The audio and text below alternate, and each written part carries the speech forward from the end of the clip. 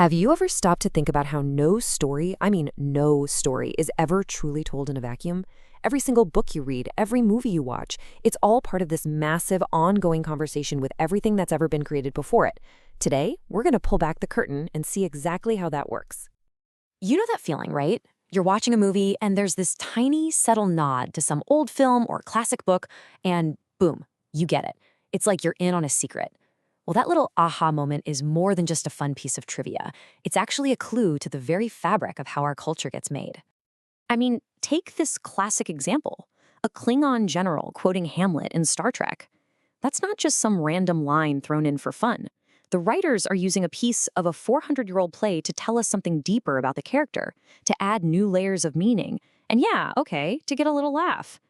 This kind of borrowing is absolutely fundamental to storytelling.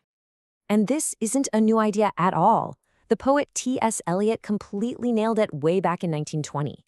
He argued that to really get what a new piece of art is doing, you have to see how it connects to everything that came before. It's a two-way street. A new story doesn't just pop up out of nowhere. It actually changes how we look at the past, just as the past gives it shape. So, this whole web of connections, what do we call it? Well, our first big idea is a concept called intertextuality. It's this theory that all texts are basically woven together. So this term was first introduced back in 1966 by a theorist named Julia Kristeva. And her idea was that any text you encounter isn't this single sealed-off thing. It's more like a permutation of texts, a space where different voices, different ideas from other places all come together, clash, and create something totally new. Kristeva came up with this brilliant metaphor for it. She said, a text is like a mosaic of quotations. Just picture that. Every story is this intricate mosaic pieced together from tiny bits of other stories, absorbing them and transforming them into a completely new image. And she wasn't alone in thinking this way. Another really important thinker, Roland Barthes, had a similar vibe. He called it a tissue of past citations. So whether you see it as a mosaic or a fabric, the main point is the same. Stories are woven from the threads of all the stories that came before. And this is the part that really changes things. This whole idea completely flips the script on how we think about stories and authors. The focus moves away from this myth of a lone genius creating something from thin air, and instead we start to see this huge, interconnected web of culture, where meaning is always being remixed and renegotiated. Okay, so that's all the stuff happening inside a text. But what about everything that's happening around it? This brings us to our next key idea, paratextuality. I mean, really think about it. Before you even press play on a movie or crack open a book, your experience is already being shaped, right? By what? By the movie trailer, the poster, the cover art, the reviews you read online, interviews with the author. All of this stuff sets up our expectations before we even get to page one. And there's a name for all that stuff. The French theorist Gerard Genette called it the paratext. He described these things as the thresholds of interpretation. They're like the gateways, the lobbies, the front porches that we have to walk through to get to the main story itself. It's a pretty simple but really powerful distinction.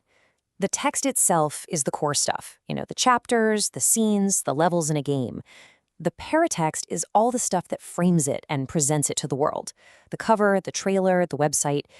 And you really need both to get the full experience.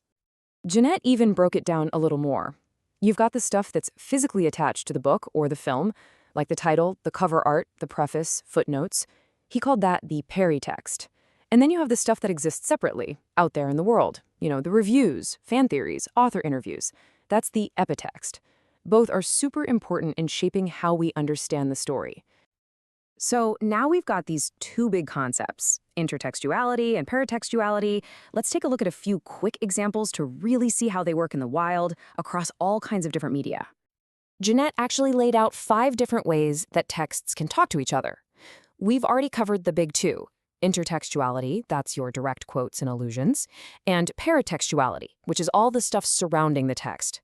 But then there's also architectuality, which is just how a story fits into its genre. Think detective novel or sci-fi epic. Metatextuality is one text commenting on another, like a book review.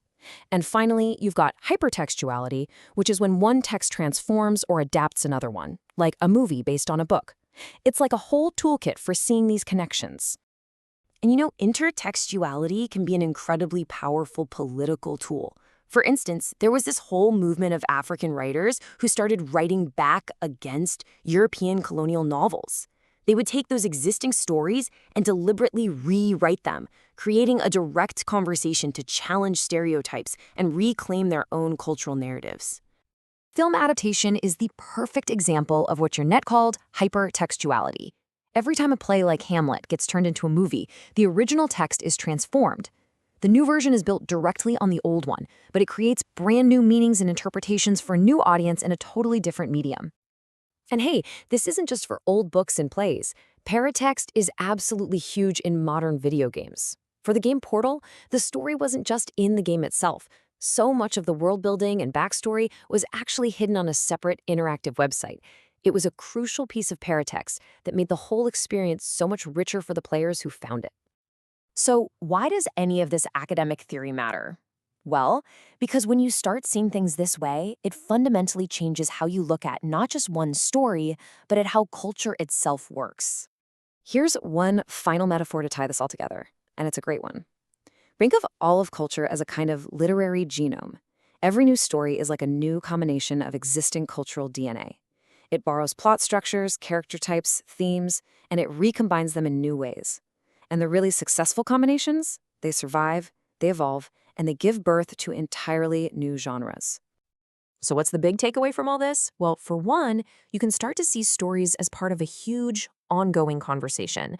When you do that, you'll get a much better handle on how culture evolves. You'll become a much sharper critic of the media you consume. And maybe most importantly, you'll start to recognize that meaning isn't just some fixed thing an author gives to you. It's something that we all create together in the space between texts, creators, and you. Which, of course, leaves us with one last, really fascinating question to chew on. If every story is just a new mosaic, a new tissue woven from everything that came before, what does it even mean to be truly original? Is that even possible? Or is the greatest creativity not found in making something from nothing, but in the brilliant, surprising ways we transform what's already there? Something to think about.